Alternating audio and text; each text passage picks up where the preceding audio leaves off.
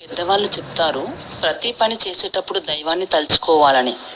అదేవిధంగా వంటగదికి రాణి అయిన ఇంటి ఇల్లాలు ఇష్టదైవాన్ని తలుచుకుంటూ వంట చేస్తే ఆ వంట రుచినే కాకుండా ఆరోగ్యాన్ని ఇస్తుంది. నిజంగా వంట చేయడం, కుటుంబ సభ్యులకు వడ్డించడం నా దృష్టిలో అదృష్టమే. కానీ ఈ రోజుల్లో స్త్రీ కూడా మగవారితో సమానంగా ఉద్యోగం చేయడం వలన ఉదయాన్నే హడావుడిగా వంట చేసేస్తున్నారు. ఇక దైవాన్ని తలుచుకోవడం ఎక్కడ జరుగుతుంది? దైవ ప్రార్థన వలన పాజిటివ్ ఎనర్జీ క్రియేట్ అవుతుంది. అంటే ఈ పాజిటివ్నెస్ ఆహారంకు కూడా వస్తుంది. దీని వలన ఫుడ్లో ఉన్న ఇంప్యూరిటీస్ తొలగిపోతాయి. ఇలాంటి ఫుడ్ తిన్న కుటుంబ సభ్యులు ఆనందంగా మరియు ఆరోగ్యంగా ఉంటారు. ఈ విధంగా చూస్తే ఇంటి సభ్యుల ఆరోగ్యం ఇంటి ఇల్లాల చేతిలో ఉన్నట్టే కదా.